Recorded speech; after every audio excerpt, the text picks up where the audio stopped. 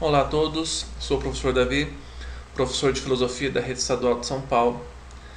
No vídeo de hoje eu quero trazer um pouco da ética socrática, falar qual que era a essência da ética socrática, o que era importante para Sócrates no desenvolvimento de ações éticas, né?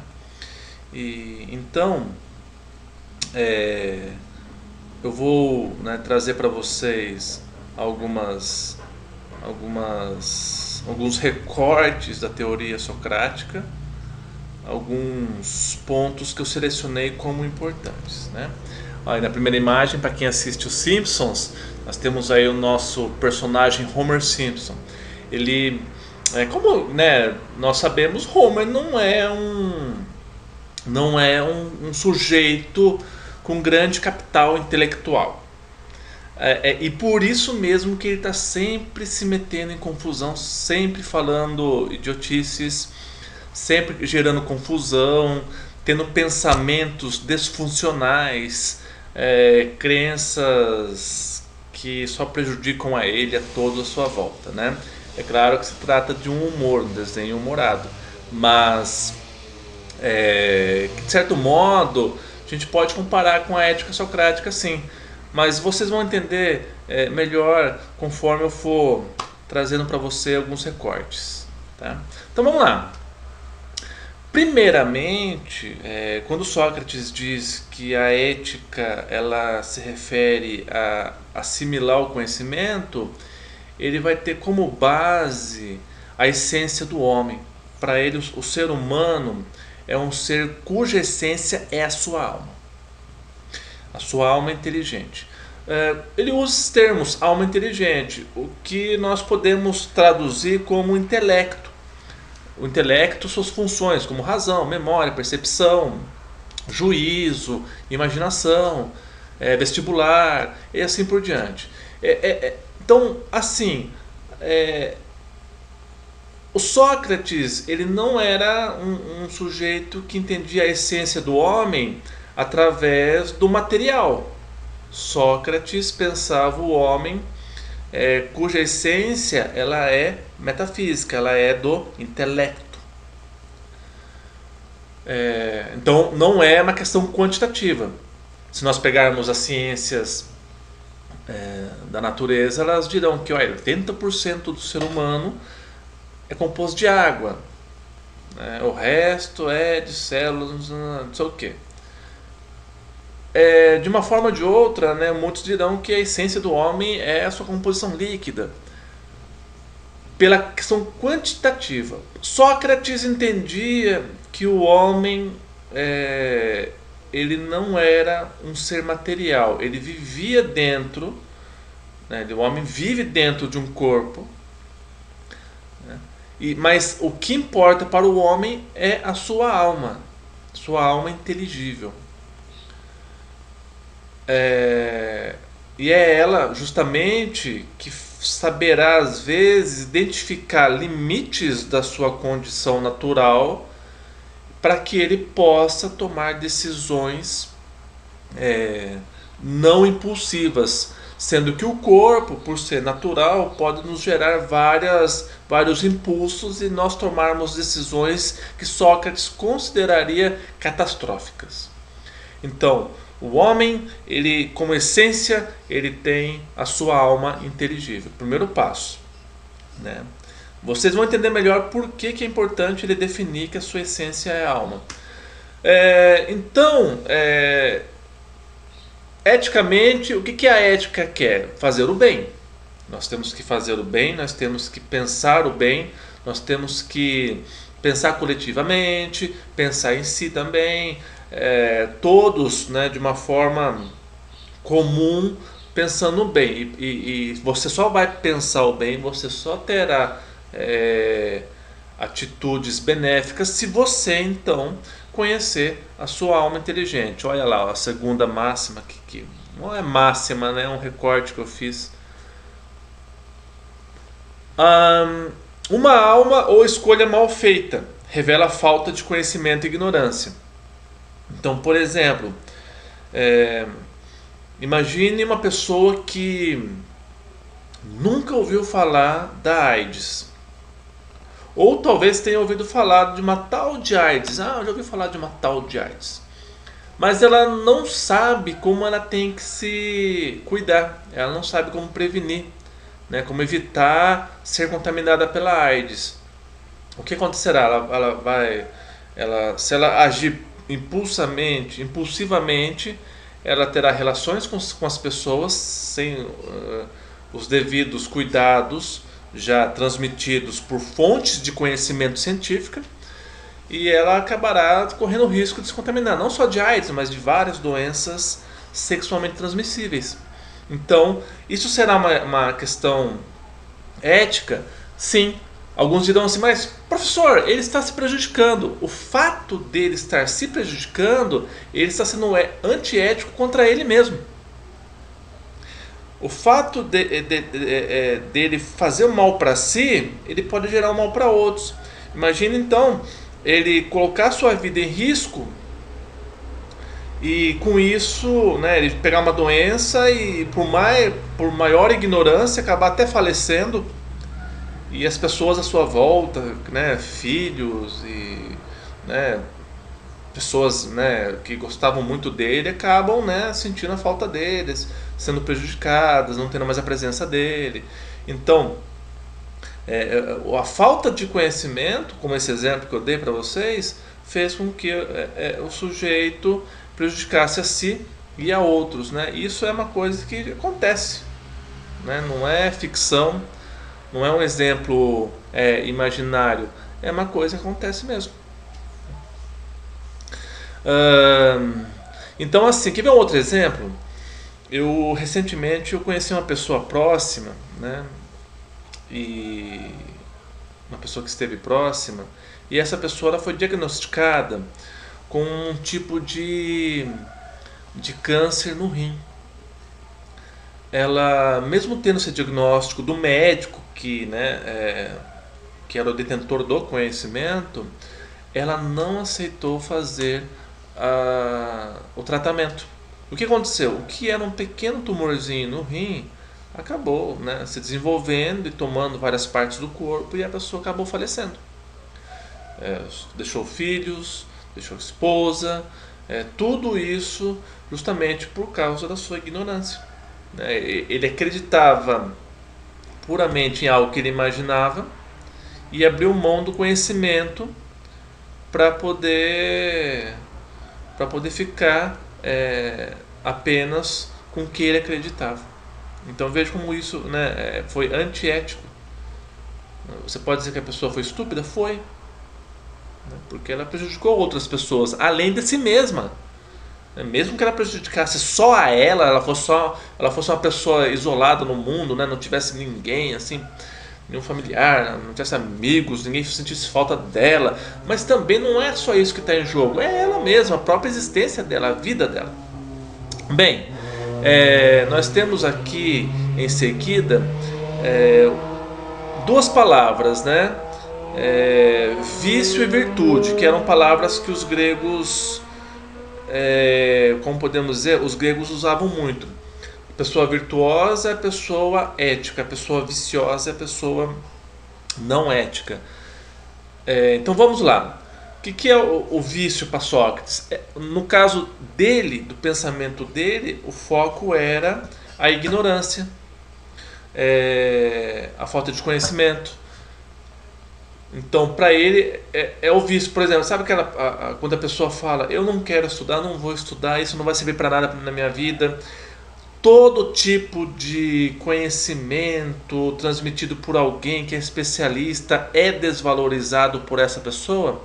Essa pessoa, na verdade, ela comete um vício de ignorância, que é não aceitar todas as formas de conhecimento, né, transmitidas por especialistas, e isso vai fazer com que ela então se acomode, né, no universo da burrice, no universo da idiotice, né, mas socraticamente falando, no vício da ignorância.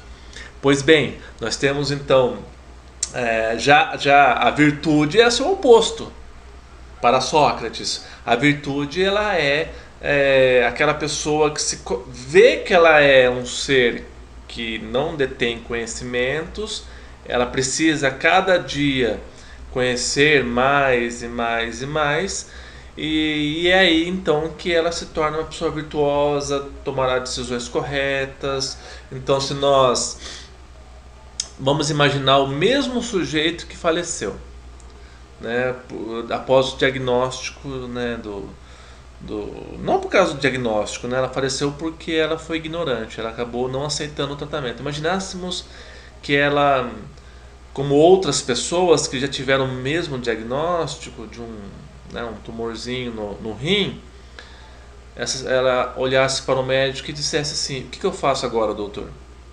Aí o doutor vai dizer: olha, você vai começar um tratamento X, depois você vai para a instituição Y, depois você vai fazer tal coisa, passo a passo, e essa pessoa ela saberá, como diz Sócrates, conhecer sua alma inteligente. Ela saberá que o que ela está sentindo, aquele medo, aquela angústia, faz parte do processo, e ela, acima de tudo, ela vai se reconhecer como alguém que não conhece sobre aquilo e vai se orientar com alguém que conhece aquilo. E ela então se essa mesma pessoa tivesse feito isso, ela estaria viva.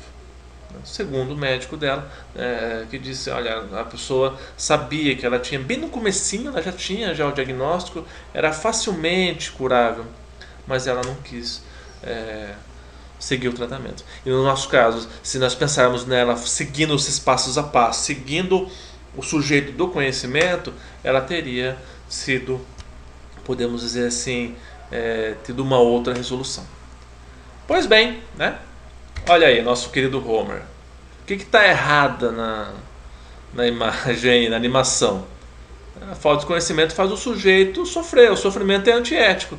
Não importa se é para si, se é para outro, qualquer sofrimento que gere-se numa pessoa de forma que poderia ser evitado é uma ação antiética.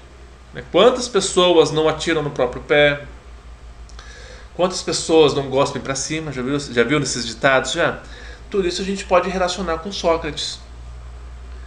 Olha aí. Ei, Homer, parabéns, meu filho. Não estudou, né? Tá aí. Sujeito do vício que Sócrates nos falava. Vamos finalizar? Então, assim, continuando. Assim, a ciência e o conhecimento que aperfeiçoam a alma e a razão, sendo essa a condição necessária para se fazer o bem. Eu acho que quando a gente fala em ciência, nós podemos pensar o coronavírus. Tantas autoridades científicas no mundo nos alertando, né? Tantos cientistas das estatísticas mostrando o que está acontecendo em todos os lugares do mundo, e ainda assim tem brasileiro jumento que não quer aceitar esses dados científicos e por questões políticas acaba abraçando a idiotice. Estou falando pela perspectiva socrática, apesar que eu concordo muito com ela. Olhem só, então, a ciência e o conhecimento é o que farão nós aperfeiçoarmos a faculdade da razão. Se eu então entendo como muitos governantes estão entendendo o que está acontecendo no mundo e no Brasil estão tomando medidas protetivas, eles estão tendo uma conduta ética. Aí tem a questão da economia, por exemplo, né, que é outro. Ah, mas a economia vai quebrar. Isso é mentira? Não, não é mentira. Mas aí o Sócrates vai dizer o seguinte: nós temos duas esferas do conhecimento, a economia, a ciência da natureza, não só essas duas, na verdade, temos várias, e a questão é, o que está acima de tudo isso? Pare você e pense. Outra coisa, né? Eu estava vendo, pesquisando alguns economistas, tem economistas que dizem que se nós pararmos já no começo, será melhor para a economia do que se nós não pararmos agora. Porque há uma utopia de continuar trabalhando, uma utopia de que isso é uma fraude, que isso é mentira dos meios de comunicação. Então essas utopias fazem com que o homem crie a ilusão de continuar trabalhando. Só que já há uma previsão que se o brasileiro continuar trabalhando, vai acontecer com ele o mesmo que aconteceu na Itália, que é podemos dizer assim, me fugiu a palavra, mas é colapso. A Itália entrou em grande colapso, porque as pessoas foram. Essa epidemia é muito forte, segundo a ciência. Ela vai sendo transmitida muito facilmente. Nós estamos conectados, né, numa rede de humanos que estão indo para lá e para cá a todo instante, hoje muito facilmente.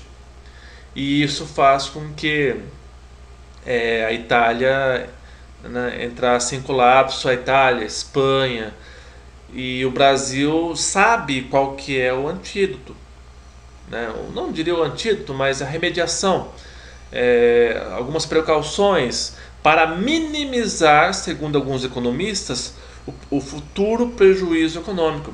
Sabe-se que haverá prejuízo econômico, mas a questão é qual é a forma mais inteligente. E para isso é necessário, então, o que alguns governantes fazem? Eles consultam especialistas. Eles não atuam por si, eles consultam especialistas. Pois bem, e por que é todo esse conflito? Porque muita gente age na antiética porque não tem conhecimento da própria ignorância. No mundo desses, às vezes seguir algum líder político é mais importante do que olhar as áreas do conhecimento. Então olha aqui o segundo item. O conhecimento da própria ignorância não é a conclusão final do filosofar, mas o seu momento inicial e preparatório. Se cai a minha ficha que eu sou uma pessoa que tem pouco conhecimento, que eu sou assim um grão de areia num universo de informação, de livros, de estatísticas, de ciências. Se eu entendo isso, eu vou então ter consciência de quem eu sou, intelectualmente falando. E nessa posição nós sabemos que você então tende a buscar o conhecimento. E por fim, ninguém comete conscientemente um erro.